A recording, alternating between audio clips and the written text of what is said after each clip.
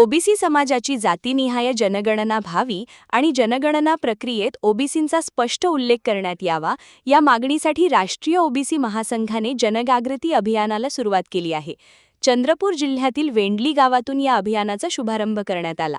केंद्र सरकारने अनुसूचित जाती आणि जमातीसोबतच ओबीसींची जातनिहाय जनगणना करण्याची घोषणा केली असली तरी राजपत्रातील प्रश्नावलीत ओबीसींचा स्पष्ट उल्लेख टाळण्यात आल्याचा आरोप महासंघाने केला आहे।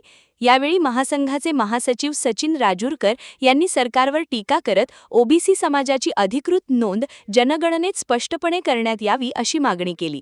तसे न झाल्यास येणाऱ्या हिवाळी अधिवेशनादरम्यान दिल्लीतील रामलीला मैदानावर देशव्यापी आंदोलन छेडण्याचा इशाराही त्यांनी दिला। या अभियानाच्या शुभारंभ प्रसंगी रवींद्र टोंगे यांच्यासह महासंघाचे पदाधिकारी, कार्यकर्ते आणि गावातील मोठ्या संख्येने नागरिक उपस्थित होते।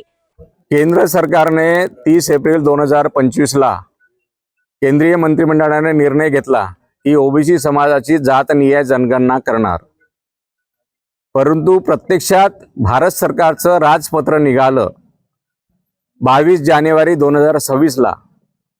त्या राजपत्रामध्ये 33 प्रश्न विचारलेले आहे। 12व्या प्रश्नामध्ये असं विचारलं आहे की अनुसूचित जाती, अनुसूचित जमाती आणि अन्य, आमचा या 12व्या प्रश्नावरच आक्षेप आहे। एकीकडे तुम्ही घरगणना करणार असं म्हणत आहेत, 1 एप्रिल पासून घरगणना सुरू, 1 मे पासून घरगणना सुरू झाली, स्वगणना 12 तारखेपर्यंत करण्यात आली आणि आता प्रत्यक्षात घरगणना उद्यापासून संपूर्ण भारतभर सुरू होत आहे। यामध्ये 12व्या क्रमांकावर अनुसूचित जातीचं मुखियाचं नाव आहे, अनुसूचित जमातीच्या मुखियाचं नाव आहे आणि ओबीसीचा कुठेही उल्लेख नाही आहे।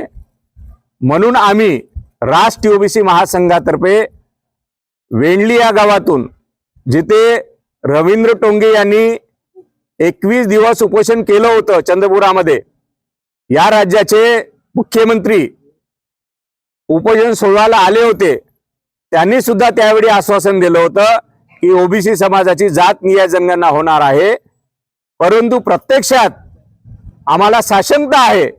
2011 ला सुद्धा केंद्र सरकारने जातनिहाय जनगणना करतो म्हणून असं आश्वासन दिलं होतं, परंतु प्रत्यक्षात जातनिहाय जनगणना झाली नाही। आता सुद्धा 2027 फरवरी पासून प्रत्यक्षात गणना सुरू होणार आहे। या गणनामध्ये ओबीसीचा कलम असणार आहे की नाही, हा आमच्या सरकारला सवाल आहे। जर सरकारने याबाबत लवकरच राजपत्र नाही काढलं, येणाऱ्या हिवाळी अधिवेशनामध्ये रामलीला मैदानावर राष्ट्रीय ओबीसी महासंघ देशव्यापी आंदोलन केल्याशिवाय राहणार नाही। जय ओबीसी, जय ओबीसी, जय ओबीसी, जय ओबीसी। ओबीसीची जातीय जनगणना झालीच पाहिजे, ओबीसीची जातीय जनगणना झालीच पाहिजे, झालीच पाहिजे, ओबीसीची जातीय जनगणना झालीच पाहिजे, झालीच पाहिजे। जय ओबीसी, जय ओबीसी, जय ओबीसी, जय ओबीसी, जय ओबीसी, जय ओबीसी, जय ओबीसी, जय ओबीसी। फोटो काढला का? हात वर करून घ्या, बॅनर आहे ना। 1931 पासून आमची जनगणना झालेली नाही, तरी त्यासाठी आम्हा सर्व ओबीसींची एवढी मागणी आहे की आम्हाला आरक्षण मिळावं आणि आमची ओबीसीची जनगणना झालीच पाहिजे।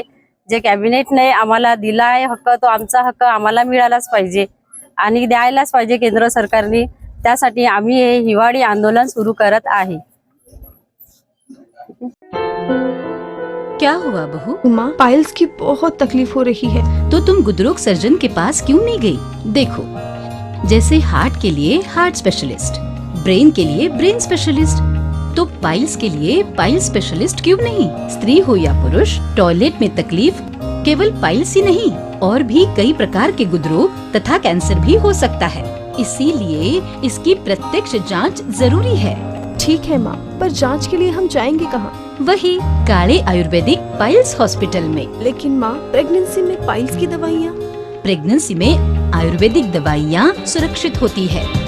जनहित में जारी। काळे आयुर्वेदिक पाइल्स हॉस्पिटल, औषधि चिकित्सा तथा सर्जरी ट्रीटमेंट उपलब्ध। हमारा पता उमरेड रोड, दिघौरी बस स्टॉप के पास, नागपुर। अधिक जानकारी के लिए वेबसाइट पर जाएं kaalepailshhospital.com।